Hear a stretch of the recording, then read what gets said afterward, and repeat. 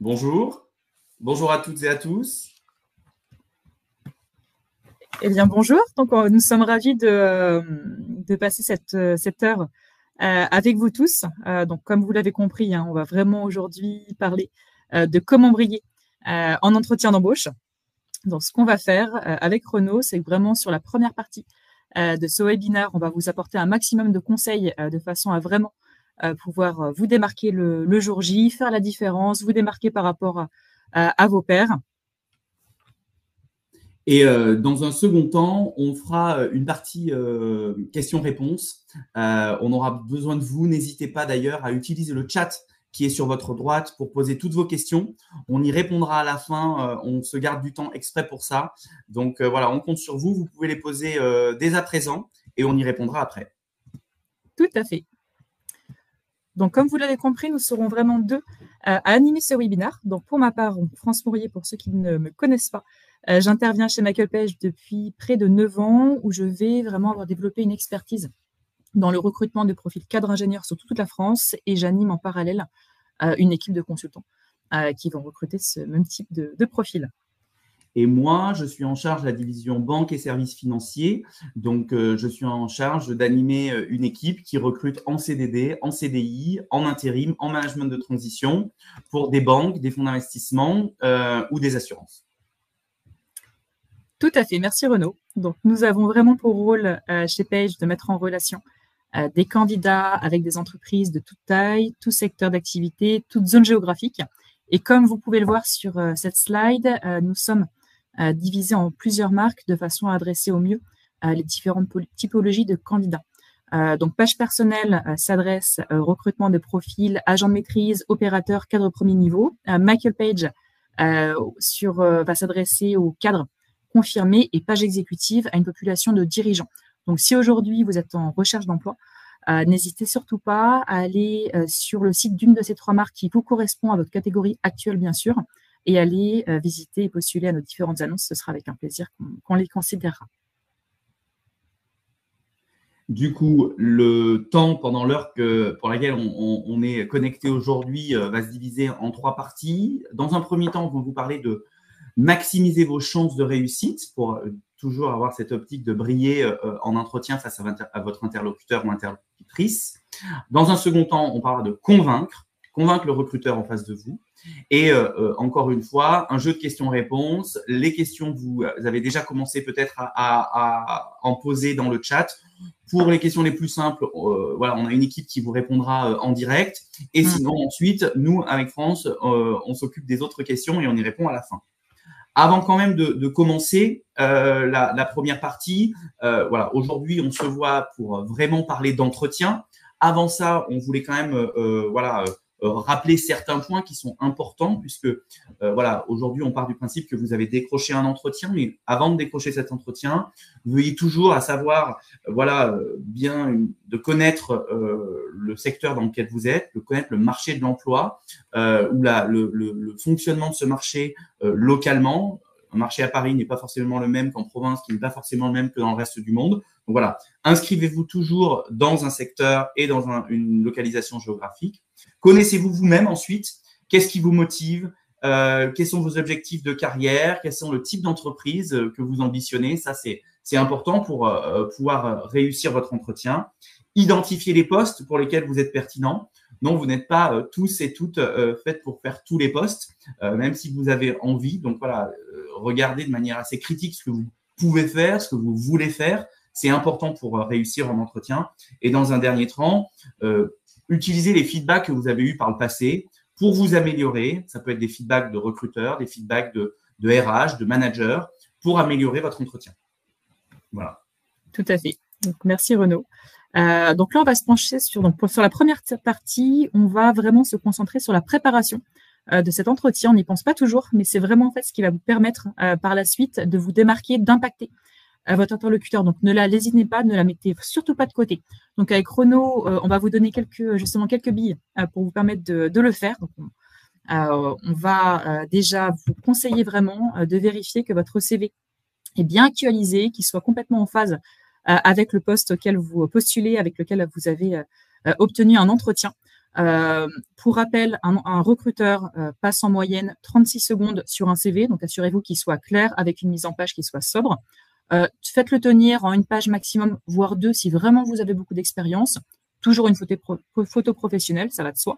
Et il y a un titre qui présente le poste visé. Mettez toujours une petite accroche qui va suivre ce titre-là, où vous allez reprendre vraiment les compétences clés, les expériences ou l'école qui va vous mettre en avant par rapport au poste qu'il y a pour voir. Je vais vous donner un exemple. Vous avez un entretien d'embauche pour un industriel du domaine automobile. Mettez juste en dessous de votre titre sur le CV 7 ans d'expérience dans l'industrie automobile, anglais courant si vous postulez pour un groupe international. Si vous sortez d'une école spécifique qui soit en lien également avec le lien ou avec la culture de l'entreprise, n'hésitez pas à le mettre. Mettez-en 4-5, mais ça peut quand même vraiment impacter votre interlocuteur avant même que vous ne l'ayez vu en entretien. Présentez toujours vos expériences de la plus récente à la plus ancienne.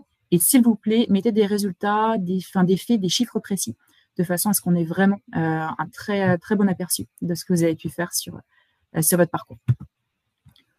On n'y pense pas toujours, mais aujourd'hui, on est vraiment dans une actualité où LinkedIn est devenu très important.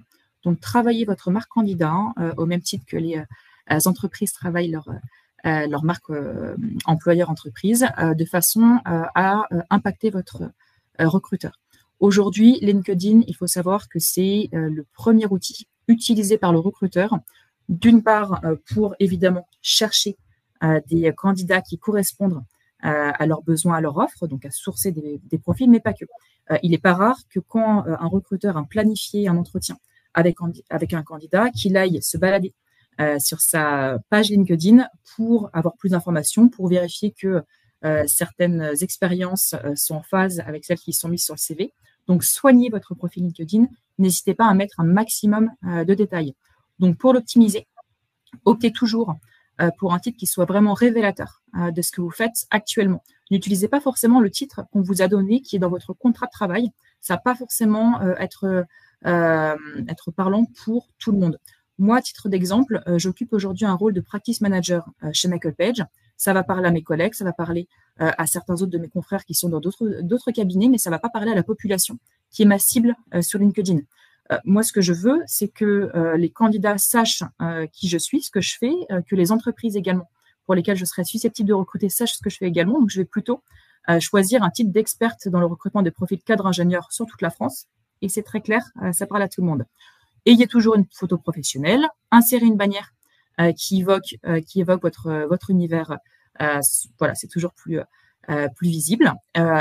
Complétez toujours tous les champs, mettez-en un maximum, n'hésitez pas, les compétences, les langues, plus vous en mettez et mieux ce sera. Travaillez votre réseau. Si vous avez trop peu de contacts, ça peut renvoyer une mauvaise image de vous. Donc, soit vous n'êtes pas à l'aise avec les nouveaux outils, les réseaux sociaux, soit vous êtes associable, ou à contrario, n'ajoutez pas non plus à Tessot et Renault tout le monde pour gonfler votre réseau. Ce n'est pas le but, mais il y a une centaine de contacts minimum qui soient en lien avec ce que vous faites, avec votre secteur d'activité. Démontrez votre intérêt.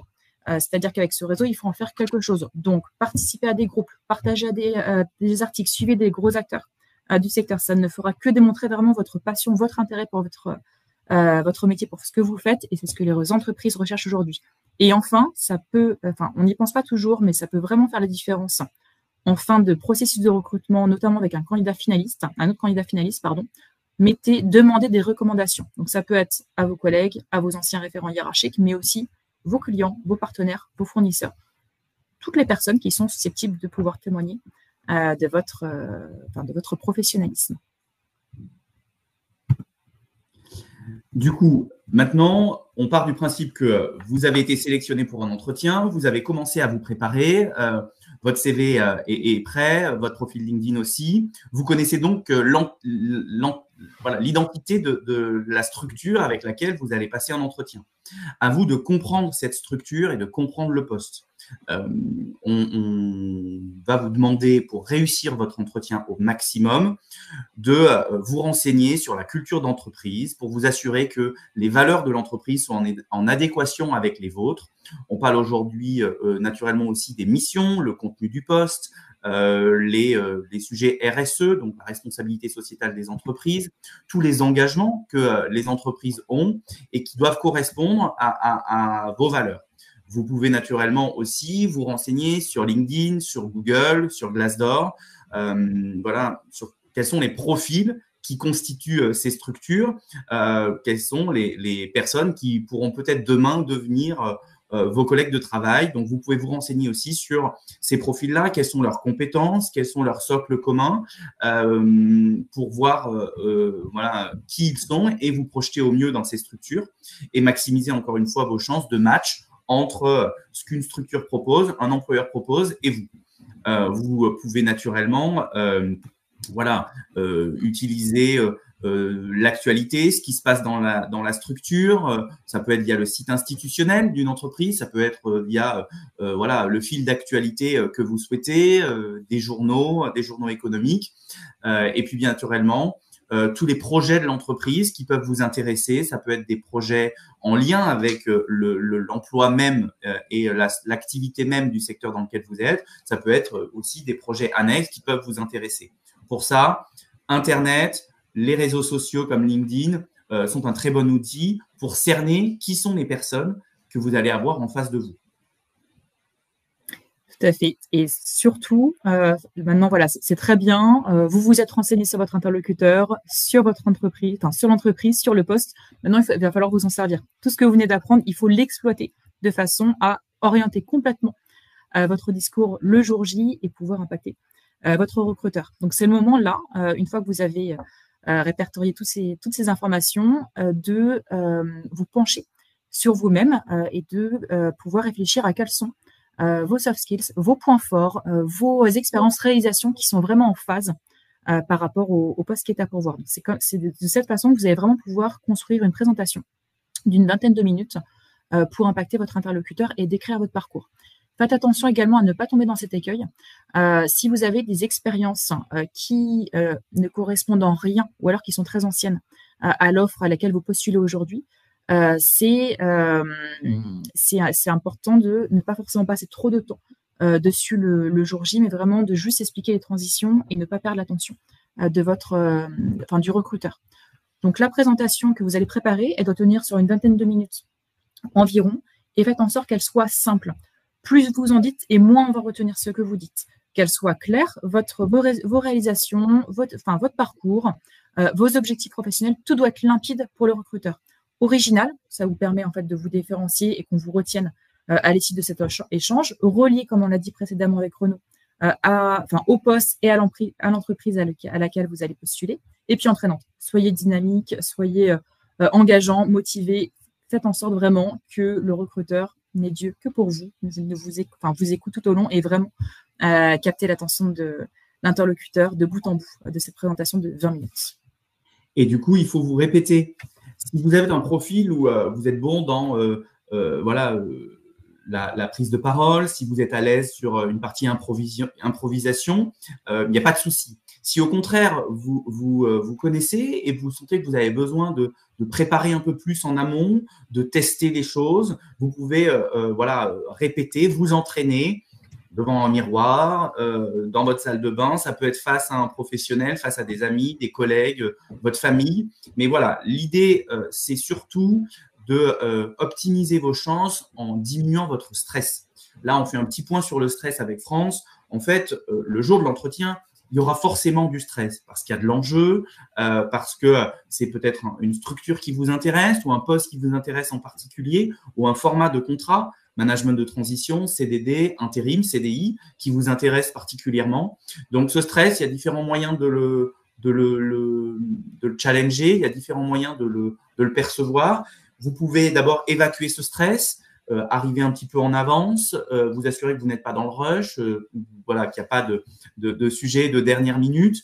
Anticiper, ça peut aussi passer par des exercices de respiration. Vous pouvez méditer. Il peut y avoir naturellement des sujets pour poser sa voix, accepter les silences, s'assurer qu'il soit pris en compte pour justement poser votre discours et vous assurer que voilà, cette répétition vous permet d'être dans les meilleures situations le jour J.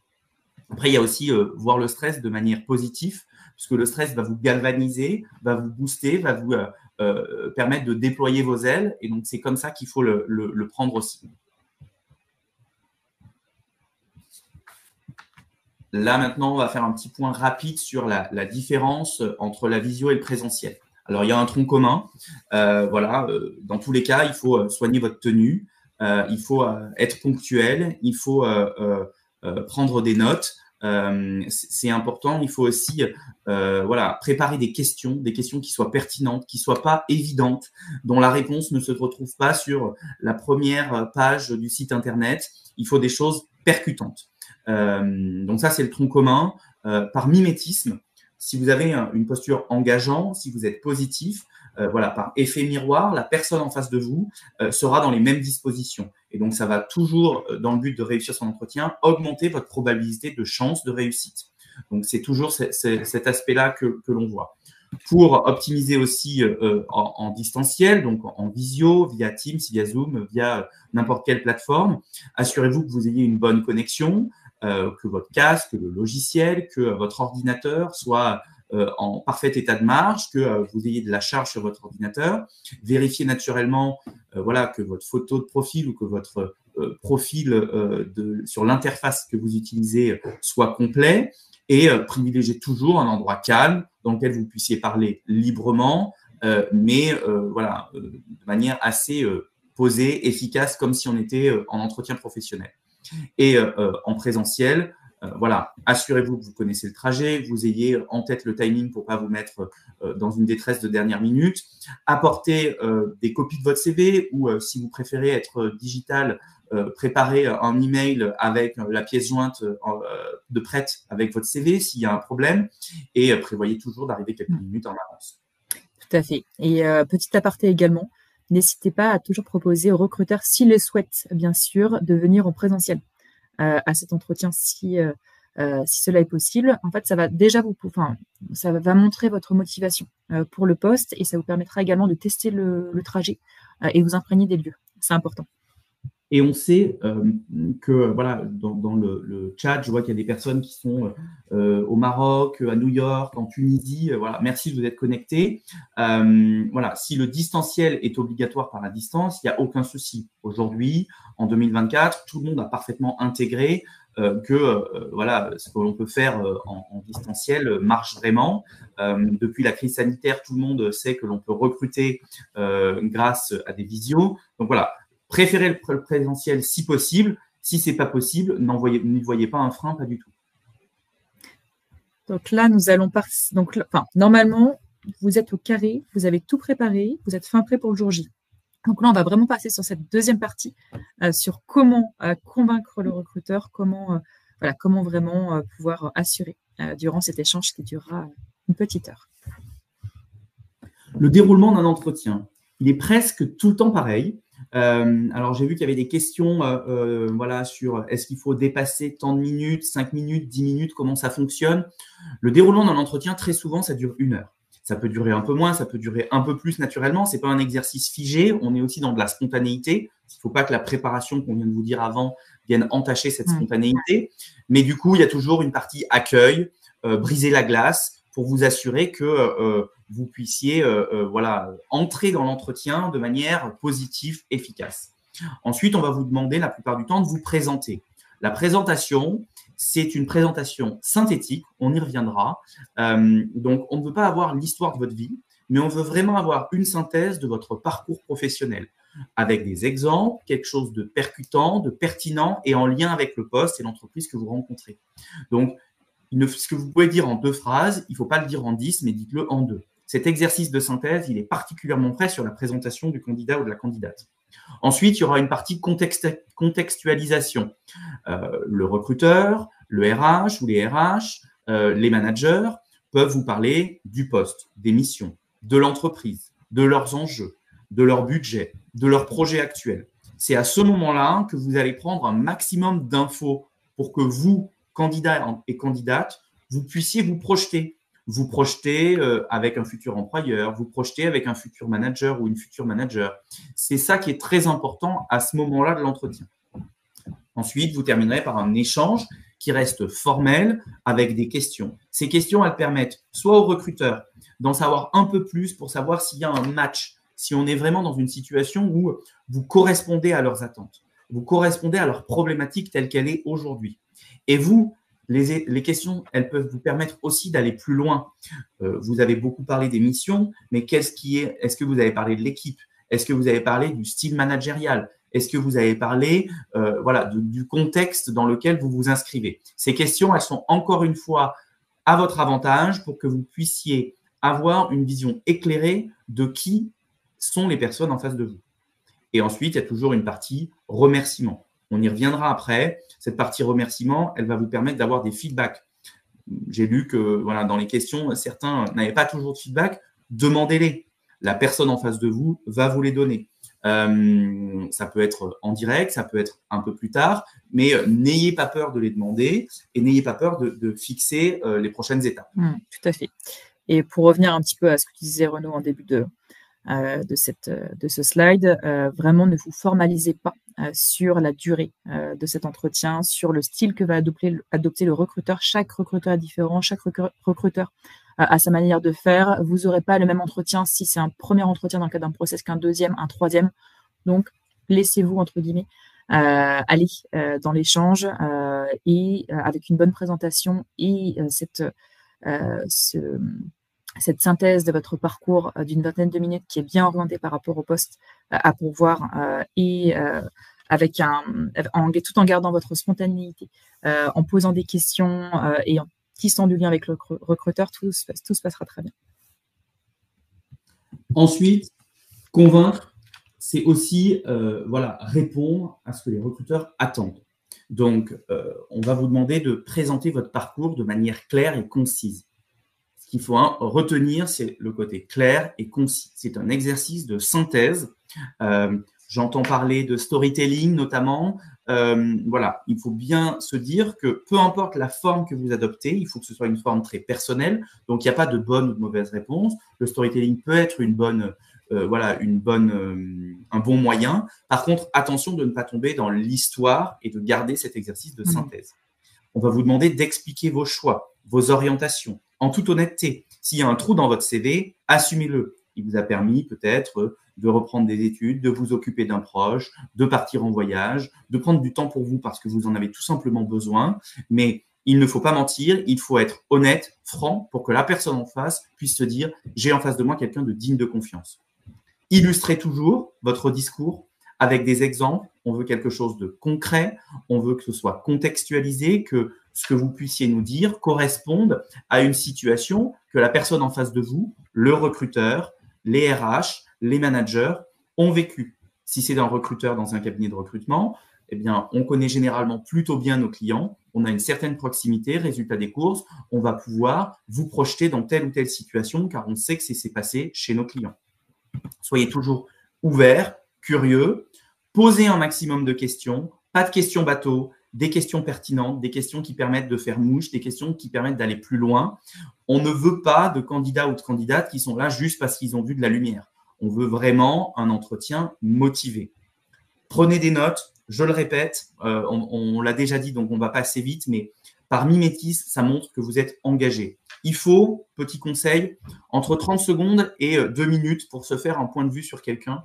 Il faut plus de 30 minutes pour montrer quelque chose d'inverse. Donc, si vous ne donnez pas dès le début les bons messages, les bons signaux, il va vous falloir plus de 30 minutes pour montrer à la personne en face de vous que vous n'êtes pas de la manière dont il s'était dit au début. Donc, gardez ça en tête et soyez toujours souriant, accessible. L'idée de cet échange, c'est vraiment de se dire, est-ce qu'on a envie de bosser avec vous et est-ce que vous avez envie de bosser avec eux? Aujourd'hui, on est dans un marché où on va chercher énormément, c'est réciproque. Pour vous permettre de dire, est-ce qu'on a vraiment le match que l'on cherche? Est-ce qu'on a vraiment l'adéquation entre le besoin chez un client, le besoin auprès d'un ou d'une manager et vous, votre personnalité, votre parcours? Ensuite, par rapport aux questions… Je te coupe, Renaud, excuse-moi. J'ajouterais également, surtout écouter. écoutez le recruteur. N'ayez pas peur des blancs et n'ayez pas peur de prendre le temps d'analyser ce qu'il vous dit de façon à pouvoir par la suite l'appliquer et vous en servir pour vraiment pouvoir argumenter et vous permettre d'avoir un maximum de billes pour pouvoir vous démarquer et dire les choses que le recruteur attend de votre part. Donc, dans la continuité, ce qui va vraiment vous différencier également lors d'un entretien d'embauche, parce que quand en fait finalement vous allez avoir décroché un entretien, vous l'avez décroché parce que vous avez une expérience, un parcours qui correspond au cahier des charges du client, donc à son besoin, à ce qu'il recherche par rapport à son entreprise. Donc il a besoin de vous de façon à faire en sorte que son service marche, de façon à faire du plus pour sa structure. Donc là, ce qui va vraiment faire la différence lors de l'entretien, c'est votre motivation. Donc c'est vraiment une des clés qui va vous permettre de briller. Donc toujours, ça on l'a déjà dit en démarrage de ce webinaire, identifier ce qui vous motive, pourquoi aujourd'hui vous êtes là, pourquoi vous souhaitez rencontrer cette entreprise, est-ce que c'est que vous manquez de challenge et que vous avez besoin de nouveautés. Dans ce cas-là, qu'est-ce qui fait que ce poste, cette entreprise va pouvoir vous permettre d'en obtenir davantage? Est-ce que c'est une question de rémunération? Est-ce que c'est une question de proximité par rapport à votre entreprise? Est-ce que c'est que vous souhaitez plus de flexibilité? On ne sait pas, peu importe. En tout cas, listez-les de façon à pouvoir les ressortir intelligemment tout au long de cet échange et leur montrer vraiment votre réel intérêt à l'idée de les rejoindre. Osez poser des questions de façon à vraiment vous aider à vous projeter, à leur montrer que vous êtes renseigné sur l'entreprise. Adoptez cette fameuse posture de confiance. C'est vraiment important en fait qu'on sente qui vous êtes, que votre parcours soit linéaire. Expliquez aussi vos différentes transitions. Ne mentez pas, ça se voit, on le sent. Voilà, vous allez avoir quelqu'un d'assez intuitif en face de vous et si jamais ça passe en entretien, ça risque de se répercuter sur vous une fois que vous aurez intégré la structure. Et bien sûr, ça on y reviendra juste après, en fin de cette présentation. Soignez votre sortie, soignez la fin, posez vos questions, remerciez, relancez. Tout est bon à prendre pour séduire la personne et lui montrer que vous êtes vraiment motivé par ce qu'il a à proposer. Et pour oser, quand France vous dit « osez poser des questions », alors ça peut être pour certains ou certaines d'entre vous facile à dire et un peu moins facile à faire. Dans tous les cas, il faut oser. Si vous êtes de nature plutôt extravertie, vous n'aurez pas de problème pour poser des questions. C'est un avantage pour vous permettre ces questions, encore une fois, montrer votre envie, votre motivation, aller plus loin, et c'est un plus. Si vous êtes plutôt introverti, si vous êtes plutôt junior, sorti d'école, il y en a parmi nous aujourd'hui, posez des questions. Ça montre, même si vous devez sortir un peu de votre zone de confort, que vous aussi, vous êtes motivé, que vous voulez aller plus loin et que vous avez envie de creuser. Voilà. Donc, il faut vraiment oser, même si vous n'osez pas trop. Voilà. C'est un élément important, ce verbe sur cette slide. Très subtil. Ensuite, pour les questions. Alors, j'ai vu des personnes poser des questions, voilà. Comment on répond aux questions difficiles? Alors, déjà, il y a deux choses. Il y a les questions difficiles et il y a les questions discriminantes. Les questions difficiles, ça peut être par exemple comment justifier un trou dans son CV, comment le recruteur va vous poser cette question, pourquoi vous et pas quelqu'un d'autre. Il peut y avoir des questions difficiles si on switch en anglais ou on bascule dans une autre langue. Donc voilà, c'est des points importants. Ces questions-là, même si elles sont difficiles, vous devez y répondre. Ensuite, il y a les questions discriminantes. Elles peuvent se faire de manière sciemment ou pas, même si on lutte contre les discriminations au sein de Michael Page et Page Personnel et l'ensemble du groupe Page. Il peut toujours y en avoir. Elles peuvent se faire en entretien, mais elles peuvent aussi se faire de manière vraiment anodine presque, dans l'ascenseur, dans le couloir, au début, quand on brise la glace. Même lors du premier échange téléphonique. Exactement. Ces questions discriminantes, vous n'y répondez pas. Alors, c'est facile à dire parce qu'on a parfois l'impression, quand on est un candidat ou une candidate, que le rapport de force, notamment au début de l'entretien, est un peu en faveur du recruteur ou en faveur des RH ou en faveur des managers. Mais ces questions discriminantes, voilà, le défenseur des droits a listé 24 critères qui sont devant vous sur le slide. Et donc, toute question dont le but est de collecter des informations concernant ces 24 critères, eh bien, sont considérées comme discriminantes et vous n'y répondez pas. Ensuite, pour convaincre, on va parler de la communication verbale et non verbale. Aujourd'hui, votre message, quand vous parlez face à un recruteur, est transmis à 7% par le langage verbal. Ça veut dire que les mots que vous utilisez sont uniquement à 7% dans le poids de la personne en face. C'est hyper important pour comprendre ça, pour plein de raisons. La première, c'est qu'aujourd'hui, comment est-ce qu'on véhicule un message? Donc 7% en verbal, il y a 38% de paraverbal, notamment l'intonation de la voix. Donc c'est beaucoup plus important, avoir une voix posée, claire, enjouée, dynamique, sérieuse. C'est très important. Et puis, il y a 55% du message que vous allez faire passer qui est capté de manière non verbale. Ça peut être par une certaine proximité. Ce n'est pas la même chose que si on est comme ça derrière. Ça peut être par l'expression du visage. Ça peut être par le mouvement des yeux. Est-ce qu'on regarde en visio en direct ou est-ce qu'on ne regarde pas? Ça peut être par des mouvements de la tête. Ça peut être par l'apparence. Il y a plein de choses qui font que on est sur voilà, un message non verbal. Donc, nous, ce qu'on vous encourage, c'est regarder votre public, créer vraiment un contact visuel. Ayez confiance dans votre posture, soyez sûr de vous, ayez voilà, toujours une gestuelle ouverte, confiante, engageante. Sachez poser votre voix, accepter les silences, modifier votre intonation pour captiver votre public. Et on vous a souligné avec France le top 3 des écueils qu'on a en entretien. Le premier, c'est la personne qui s'écoute parler et qui ne laisse pas de place à l'écoute. Donc, il n'y a rien de pire que quelqu'un qui va vous parler parfois pendant une demi-heure sans stop. Vous allez vraiment perdre votre interlocuteur. Hein. C'est-à-dire que vous allez au recruteur qui va subir l'entretien, qui va attendre 35 minutes, qui va vous entendre mais qui ne va pas vous écouter. Là, vous passez complètement à côté de votre entretien. Donc, faites attention, écoutez votre entretien. Regardez.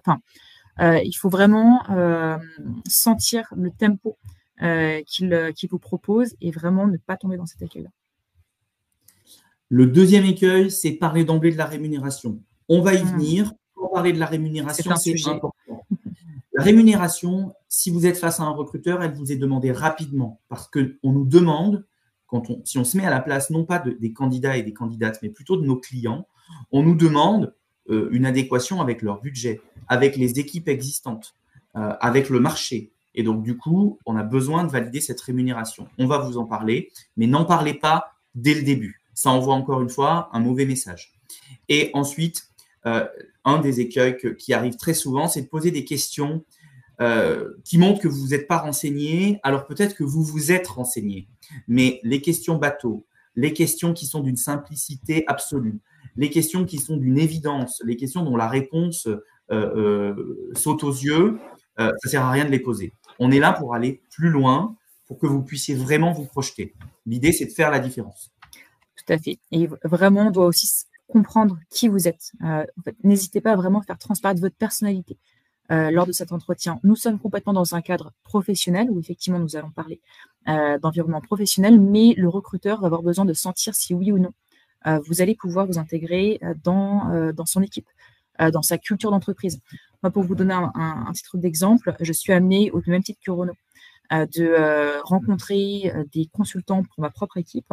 La dernière fois, j'avais rencontré une personne qui avait plusieurs années d'expérience au sein d'un cabinet de recrutement dans les mêmes métiers, qui m'a dit tout ce que je voulais entendre. Donc, il y avait une très bonne structure qui synthétisait très bien sa réalisation, son parcours et autres. Et pourtant, je suis restée 1h30 avec elle, un entretien, de façon à vraiment pouvoir voir qui était la personne. Je n'ai pas réussi à sentir qui elle était vraiment. Donc, du coup, j'ai décidé tout simplement de couper court au processus de recrutement malgré les qualités de la personne, car à l'issue de cet entretien, je n'étais pas capable de dire si oui ou non elle allait pouvoir s'intégrer, s'entendre avec le reste de l'équipe, pouvoir s'adapter tout simplement à la culture de l'entreprise. Donc, s'il vous plaît, montrez qui vous êtes, n'ayez pas peur de donner un petit peu de votre personne. Il faut mouiller la chemise, quoi. Exactement. Très bien représenté. Donc, une fois que vous avez fait tout ça. Donc, déjà, voilà, vous avez quand même déjà très, très bien travaillé et il faut préparer sa sortie. Donc, elle n'est absolument pas à négliger. Et donc, c'est là où on va pouvoir aussi aller sur les questions un peu plus complexes. Du coup, pour préparer sa sortie, on vous propose d'aborder la question de la rémunération. Comment est-ce qu'on l'aborde et quand est-ce qu'on l'aborde? Si vous êtes face à un recruteur, qu'on vous pose la question, dites l'ensemble de votre rémunération. Je suis actuellement à tant de fixe, ou ma dernière rémunération, si vous n'êtes plus en poste, était à tant de rémunération fixe, plus une rémunération variable. Vous aviez peut-être de l'avantage de type participation, intéressement, bonus. Vous aviez peut-être en plus une voiture de fonction. C'est des éléments importants que l'on souhaite savoir pour savoir tout simplement si vous correspondez au budget de notre client. Si vous êtes face à des RH, si vous êtes face à des managers, abordez cette question. Ne l'abordez pas trop tôt dans l'entretien. Si vous l'abordez trop tôt, ça va, marketingment parlant, montrer une certaine envie uniquement pour ce sujet. Et on a de plus en plus de clients qui nous demandent voilà, quelle est la motivation du candidat à nous rejoindre, pourquoi lui et pas un autre. Donc, vous devez, ne pas le poser trop tôt parce qu'on va se dire, en fait, il veut venir ou elle veut venir uniquement pour des raisons financières. Naturellement, les raisons financières est une partie importante d'un changement de poste. Donc, il faut les aborder et il ne faut pas non plus les aborder trop tard, car plus de 70% des refus de proposition sont dus à une inadéquation entre l'offre telle qu'elle est proposée par un employeur et les attentes d'un candidat ou d'une candidate. Si vous n'en parlez pas du tout, le risque, c'est que vous passiez complètement à côté de vos attentes. Ça va générer de la frustration. Il faut l'aborder plutôt vers la fin de l'entretien, c'est-à-dire, on va dire à peu près à 70-80% de l'entretien, pas à la fin, juste devant la porte de sortie ou dans l'ascenseur. C'est vraiment pendant l'entretien qu'il faut l'aborder. Ouais, n'en faites vraiment pas un tabou. Hein. Moi, je t'ai coupé, Renaud. N'en faites pas un tabou, la rémunération, c'est quelque chose qui est important, qui est vraiment dans le cadre d'un process de recrutement. Par contre, vraiment, donc oui, effectivement, choisissez le bon moment pour le faire, mais englobez-le dans quelque chose de positif. Vous arrivez à la fin de l'entretien, vous avez eu un super contact avec le recruteur, vous êtes super motivé pour le poste, par l'entreprise, vous souhaitez continuer le processus de recrutement. Dans ce cas-là, dites-le. Écoutez, en tout cas, sachez que je suis extrêmement enthousiaste à l'idée de vous rejoindre. Le poste m'intéresse pour telle raison. Je me projette parfaitement dans votre entreprise par rapport à ça. Donc là, vous reprenez ce que le recruteur vous a dit. Ça montre aussi votre capacité d'écoute et votre capacité à le retranscrire.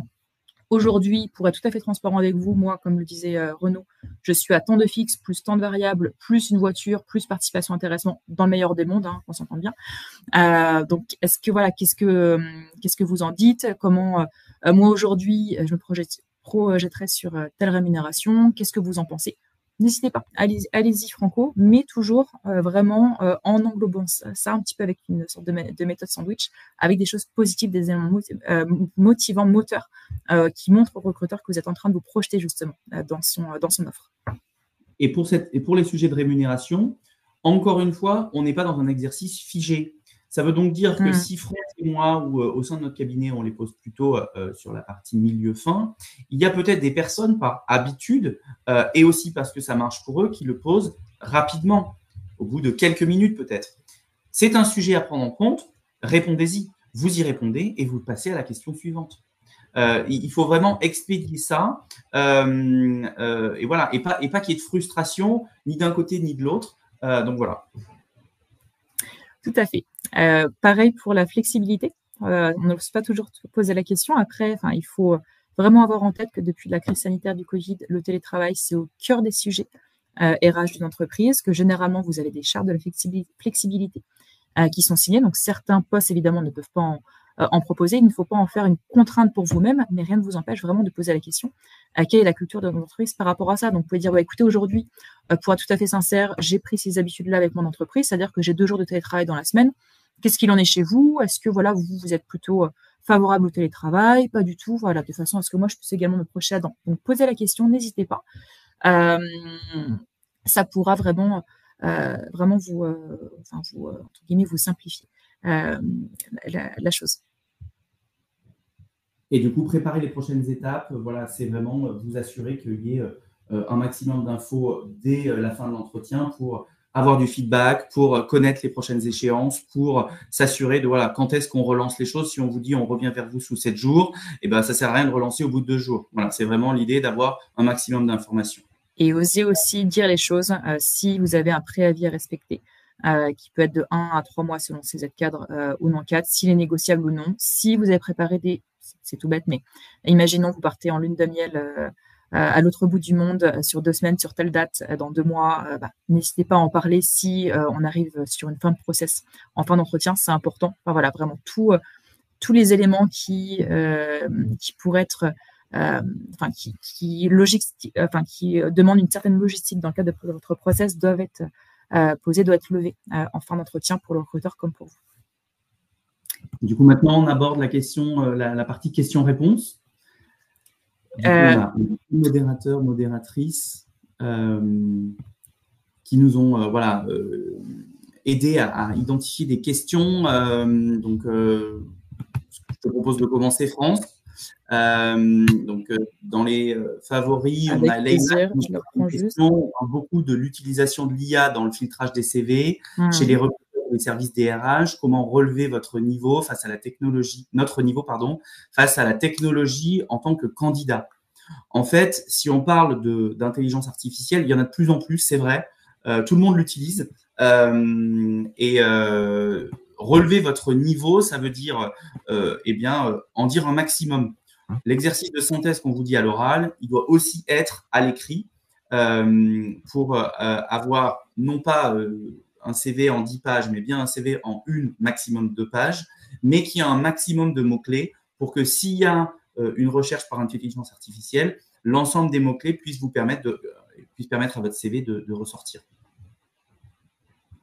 Une autre question, France, de Marielle. Bonjour, comment valoriser son expérience de micro-entrepreneur pour ceux qui ont une carrière en entreprise? Tout à fait. Ouais, non, merci Renaud, parce que je reprenais aussi un petit peu le fil de mon côté. Comment valoriser ce type d'expérience? Moi, j'adore les profils justement entrepreneurs. Pourquoi? Parce que c'est des gens en fait généralement qui ont du cran, qui ont osé à un moment donné se lancer et développer finalement plein de compétences qu'ils n'avaient pas forcément, parce que généralement quand on se lance, on peut connaître l'activité, mais il va falloir apprendre à faire peut-être du business développement, il va falloir apprendre à faire de la gestion administrative, gestion comptable. Enfin voilà, moi je trouve que c'est vraiment quelque chose qui est intéressant. On doit développer une certaine résilience par rapport à la difficulté. On doit aussi faire preuve d'improvisation, de toujours aller dans un mouvement en avant. Donc, c'est vraiment quelque chose que j'apprécie. Après, ça va dépendre aussi du process de recrutement que vous allez intégrer. C'est que typiquement, ça fait depuis 3 ans que vous avez monté votre affaire qui est complètement en décalage avec le poste auquel vous êtes en train de postuler aujourd'hui. Il va falloir expliquer aussi pourquoi vous souhaitez revenir dans ce domaine. Après, c'est pas exclu. Enfin, si par exemple votre activité n'a pas marché ou si vous vous ennuyez, vous avez le droit de le dire. Vous dites, écoutez, moi, en 2021, j'ai décidé d'arrêter mon poste de responsable de production dans l'industrie automobile parce que j'ai eu envie de monter mon restaurant avec ma famille. J'avais envie de me mettre un petit peu au vert. Bon, je me suis éclatée, j'ai appris plein de choses. Sincèrement, c'est une aventure humaine qui est magnifique. Mais là, aujourd'hui, j'ai envie de revenir à mes premières amours. J'ai envie de revenir dans mon secteur d'activité.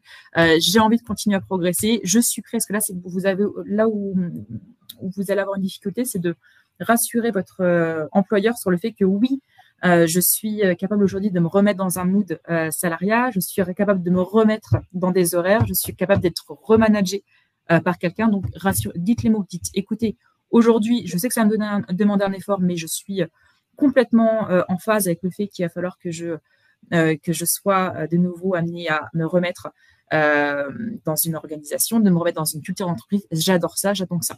Moi, typiquement, j'ai recruté dans mon équipe, il y a un peu moins d'un an, quelqu'un qui, pendant 2 ans, avait été à son compte où il vendait du service. Ça s'est extrêmement bien passé. On en a parlé à cœur ouvert, de façon complètement transparente plutôt, lors de l'échange. Aujourd'hui, il est là, on lui a donné la liberté qu'il avait besoin et lui, il s'est mis dans le moule qu'on attendait pour vraiment être corporate.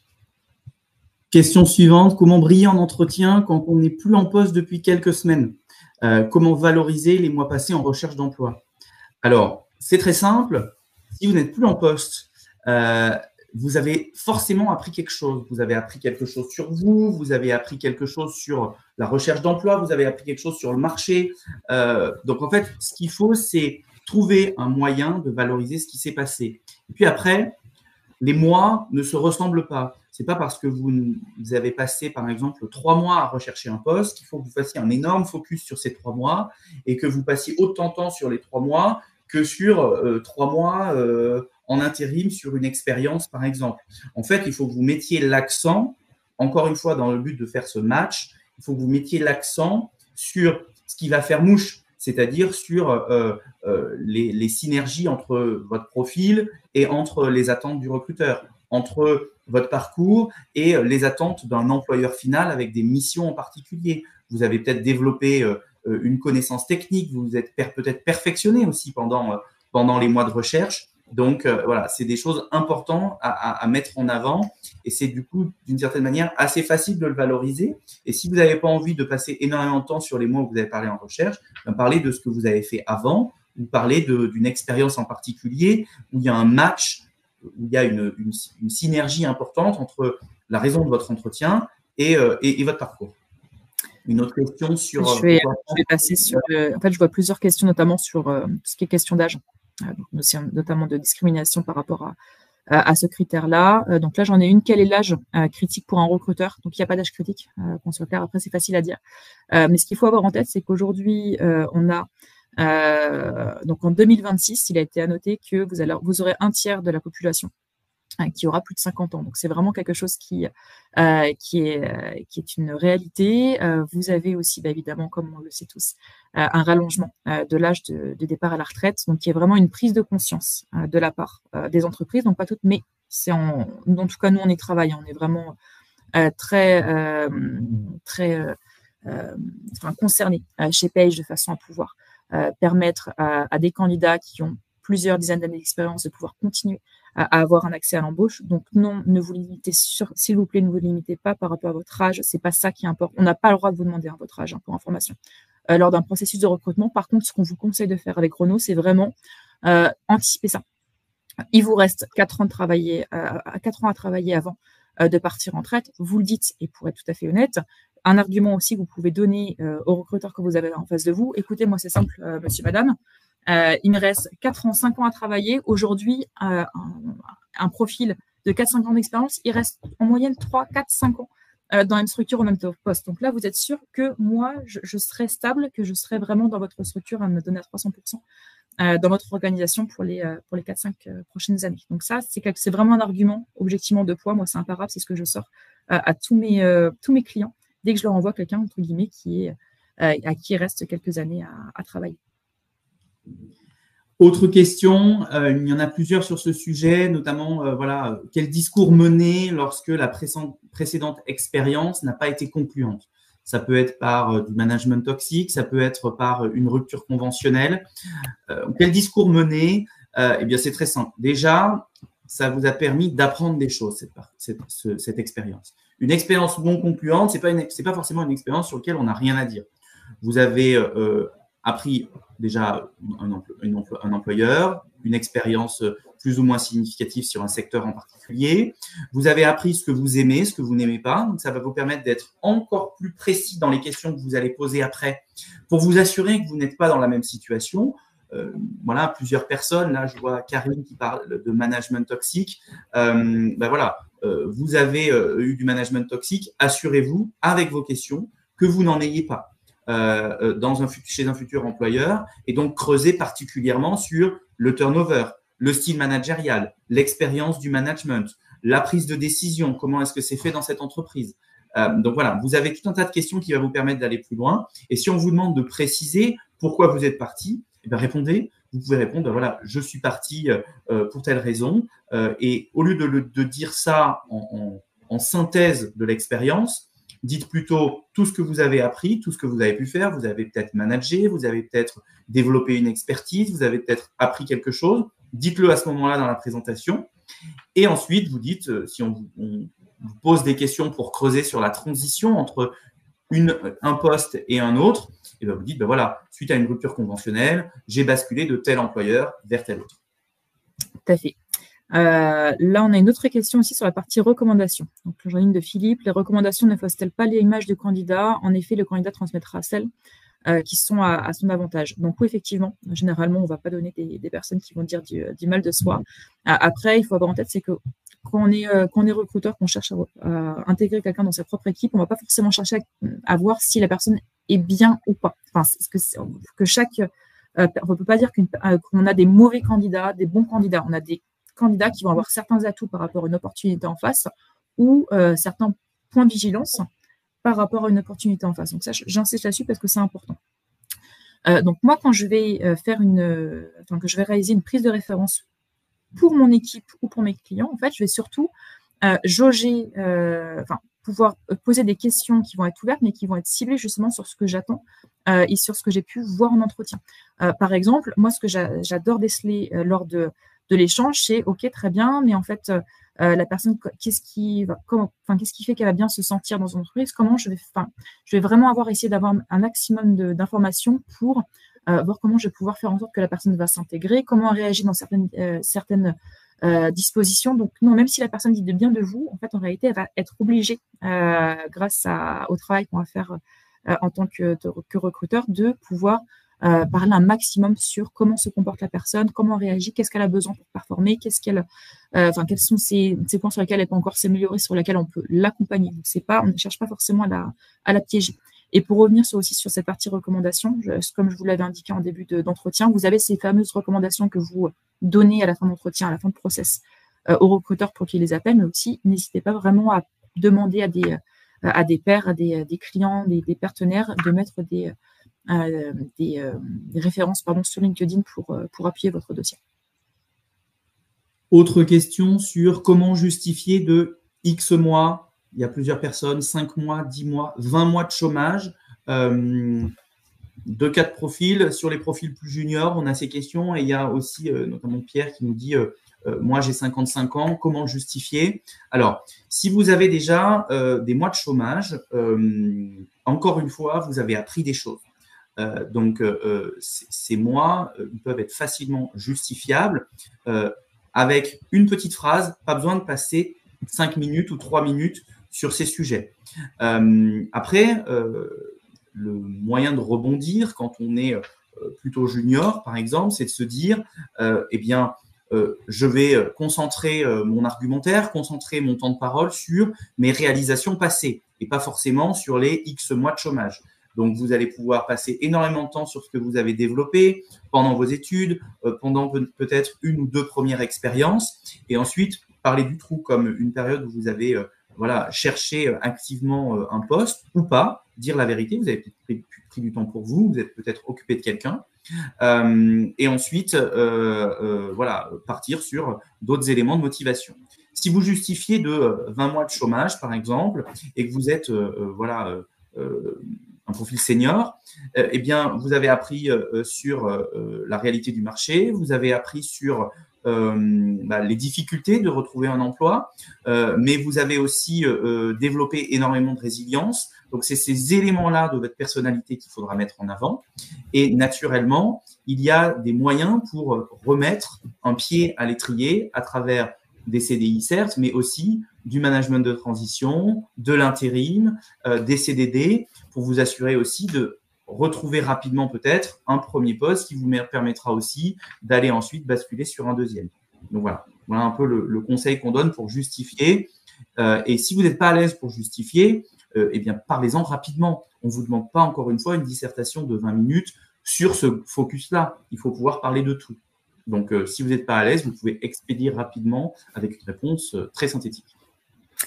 On a une autre question aussi, Nathalie, pour changer un peu de sujet sur la partie salaire. Donc, de nombreux recruteurs se permettent en prime abord de demander le salaire demandé avant de commencer un processus de recrutement. Qu'en pensez-vous?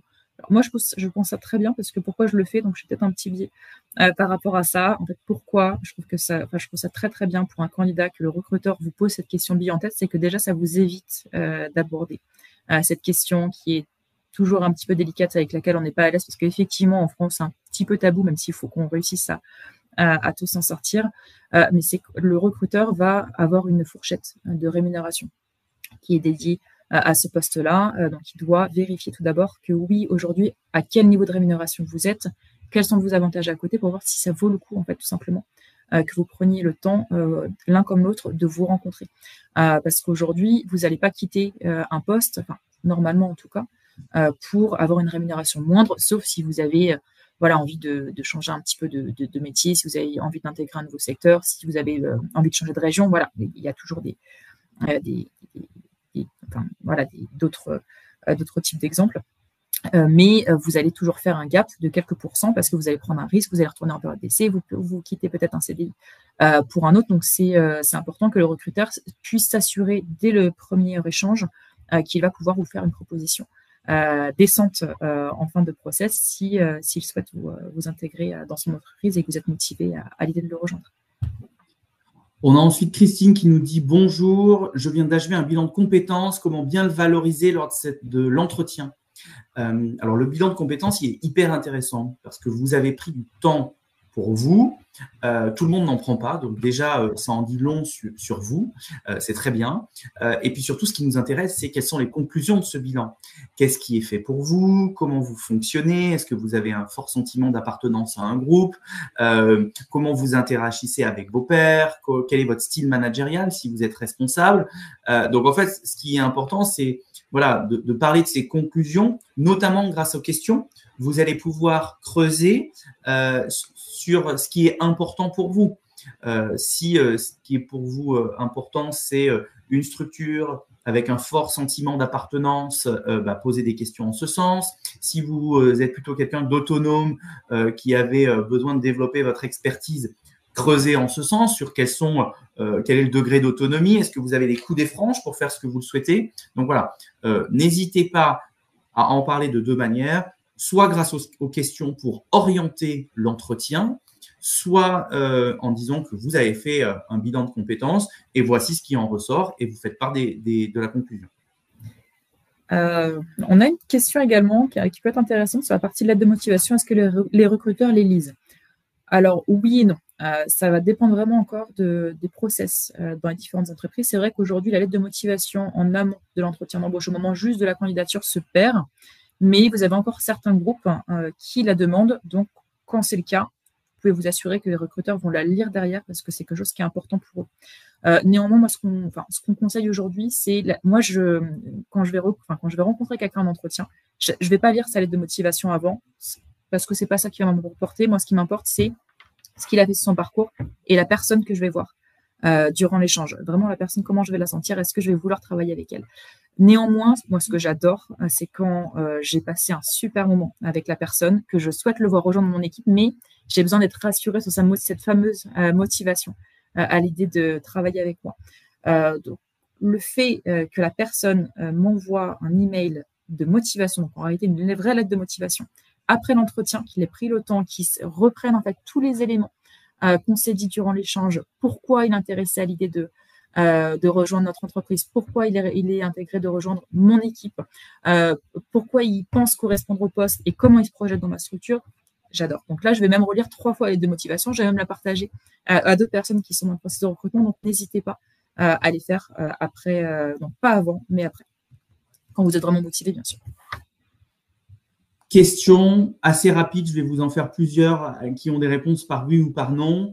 Laure, bonjour. Peut-on avoir ces notes de préparation lors de l'entretien, les questions à poser, les recherches sur l'entreprise? La réponse est oui. Si ça vous rassure, si vous en avez besoin pour votre speech, pour votre discours, gardez vos notes. Comment répondre à la question sur les faiblesses ou sur les défauts, les qualités? Est-ce que c'est une question piège? Non, ce n'est pas une question piège. Vous y répondez. C'est une question qui est de moins en moins posée. Elle peut être posée peut-être encore naturellement, mais qui a, ça a été plutôt prouvé qu'elle n'apporte pas grand-chose, notamment dans les réponses, car si je vous demande des adjectifs, ça va être plutôt élogieux. Donc, il y a d'autres moyens pour savoir vraiment qui vous êtes, notamment avec des prises de référence. Donc, ce n'est pas du tout une question piège. Répondez-y. Les questions discriminantes se font par l'ancienneté présente sur le contenu du CV, n'est-ce pas? Non, il y a 24 critères. Ce n'est pas uniquement l'âge. Donc, voilà, les questions discriminantes sont par rapport aux 24 critères définis par le défenseur des droits. Est-ce judicieux de parler d'un éventuel burn-out? Ça, c'est vous qui voyez. Vous connaissez beaucoup mieux que les autres. Donc, si vous estimez pertinent d'en parler, vous pouvez. Vous avez appris des choses sur vous. Vous savez ce que vous ne souhaitez plus. Donc, voilà, ça peut permettre aussi de vous assurer que vous mettez les pieds dans quelque chose ou dans une structure qui est faite pour vous. Donc, voilà. Et question un peu plus vaste, est-ce qu'il y a des questions rédhibitoires, notamment dans les questions à la fin? Non, on n'est pas dans un exercice figé. C'est quelque chose de très fluide, de très modulable, un entretien d'embauche. Donc, il n'y a pas de questions rédhibitoires. Par contre, ce qui peut être rédhibitoire, c'est de venir effacer avec les questions de fin tout le bon travail que vous avez fait.